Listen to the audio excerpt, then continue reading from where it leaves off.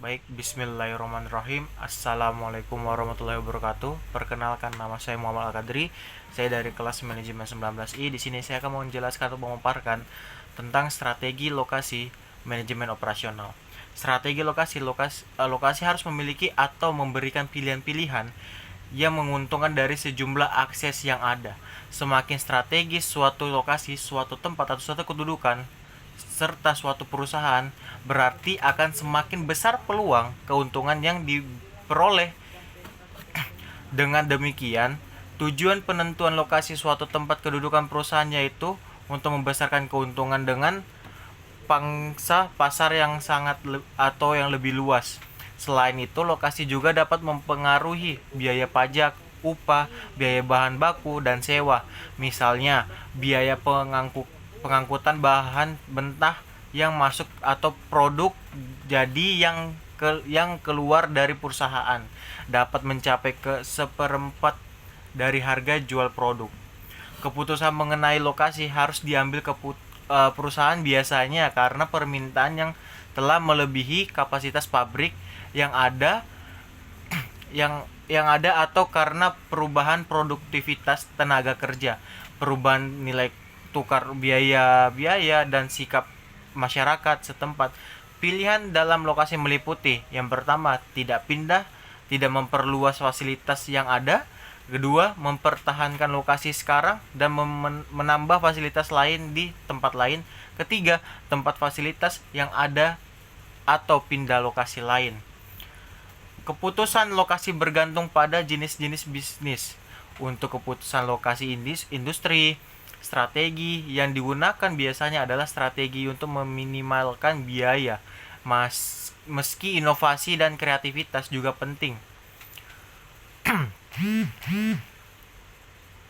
Untuk bisnis eceran dan jasa profesi, strategi yang digunakan difokuskan pada memaksimalkan pendapatan.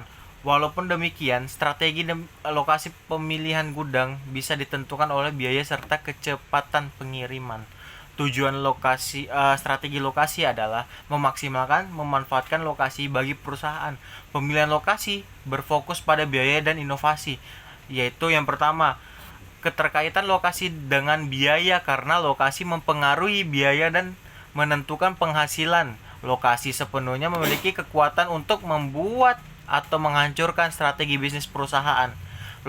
Keputusan lokasi yang berdasarkan pada strategi biaya rendah atau low cost membutuhkan pertimbangan yang cermat. Ketika manajemen telah memutuskan untuk beroperasi di satu lokasi atau tempat tertentu, banyak biaya menjadi tetap dan sulit dikurangi. Yang kedua, keterkaitan lokasi dengan inovasi saat kreativitas. Inovasi dan investasi lead bank bersifat penting bagi strategi operasi.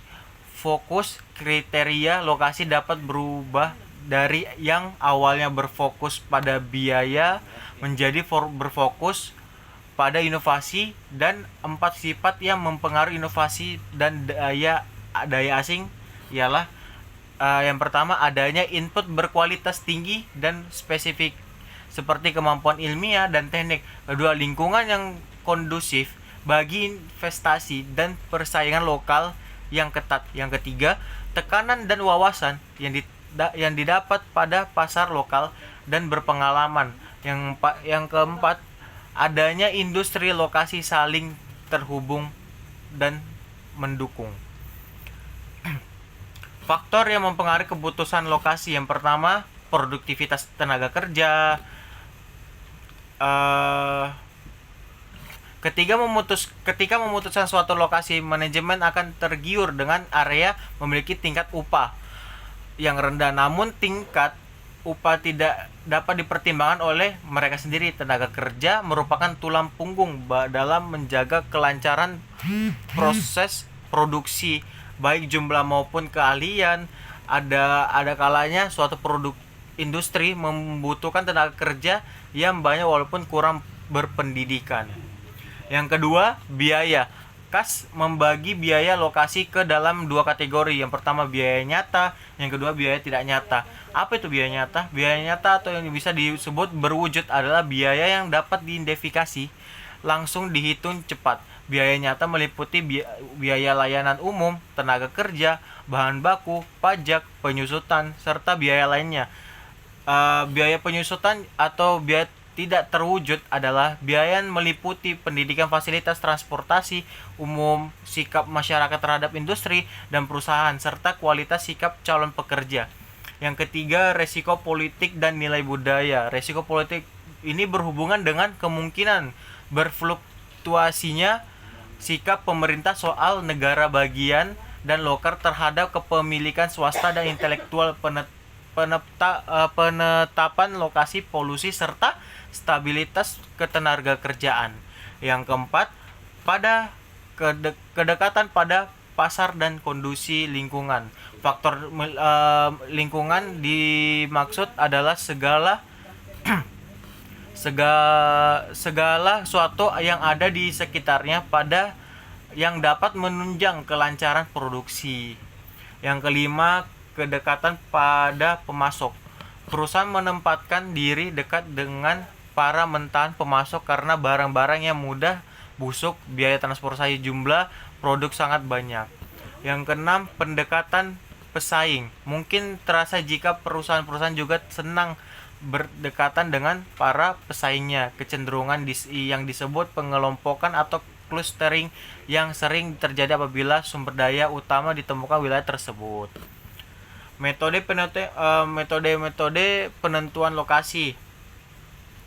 Yang ini metodenya terdapat 4 metode yang menyelesaikan. Metode peringkatan faktor.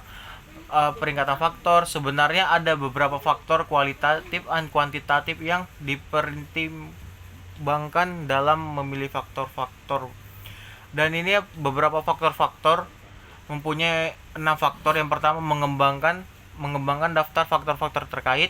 Yang kedua, menetapkan bobot-bobot pada setiap faktor dan mencerminkan sebuah jauh faktor itu penting bagi pencapaian tujuan perusahaan. Yang ketiga, mengembangkan suatu skala untuk setiap faktor. Yang keempat, meminta manajer menentukan skor setiap lokasi untuk setiap faktor untuk menggunakan skala yang telah dikembangkan pada tahap ketiga. Yang kelima, mengalihkan skor itu dengan bobot dari setiap faktor dan menentukan jumlah total untuk setiap lokasi. Yang terakhir, membuat rekomendasi yang didasarkan pada skor laba maksimal dengan juga mempertimbangkan hasil dari pendekatan kuantitatif. Ya, sekian dari pemaparan tentang strategi lokasi manajemen operasional. Kurang lebihnya mohon maaf. Saya akhiri dengan kata billahi fisabil haq fastabilul khairat. Wassalamualaikum warahmatullahi wabarakatuh.